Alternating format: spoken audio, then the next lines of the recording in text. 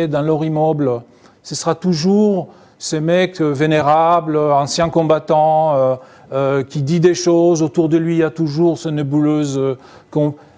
On n'a pas besoin de ça ici, et si on lit les livres excellents que vous venez de montrer et qui méritent d'être remontrés, c'est exactement comme ça que ça se passe. C'est exactement comme ça que ça se passe. Et donc, de deux mauvais choix, le pire, c'est de les faire venir ici, qu'ils croupissent là où ils sont, qu'ils créent les effets pervers là où ils sont.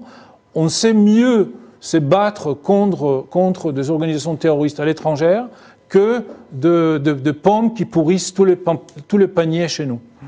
Nos internautes sont vraiment en ligne avec ce que vous venez de dire, puisque vous pouvez réagir en direct sur Twitter.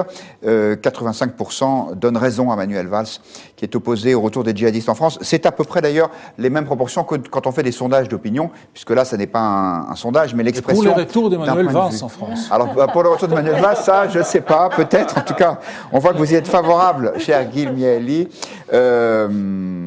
Voilà, c'est pas le point de vue de Virgile, c'est intéressant d'ailleurs. Il faut accepter les djihadistes en France, considère-t-il, et éviter la surpopulation dans les prisons kurdes, parce qu'effectivement, ce sont les Kurdes qui, jusqu'à présent, gardent ces djihadistes qui ont été arrêtés. C'est juste de la solidarité. Et Babineau, qui est assez partagé, il dit on ne parle pas de dizaines de prisonniers, mais de centaines.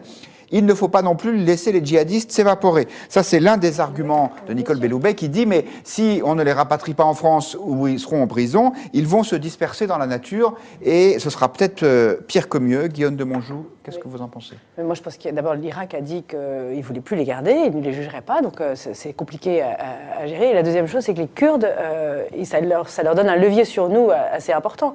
Les Turcs, les Kurdes, tous ceux qui les ont laissés passer, qui les gardent, bah, c'est vrai quand ils ouvrent le robinet, il y en a quelques-uns qui s'en vont, ça nous fait peur, et à raison.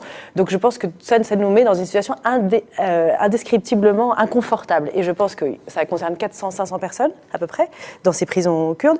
400-500 personnes qui sont eux-mêmes des combattants djihadistes. Il y a leurs enfants, leurs familles, et leurs femmes, leurs enfants petits, qui ont vu ou pas des événements, des incidents, des exactions et des violences.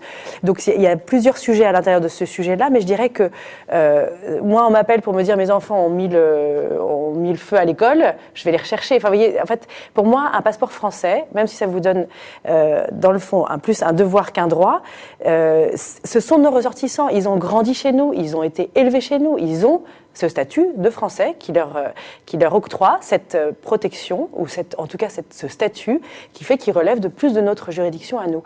Et dès lors qu'ils reviennent dans nos prisons,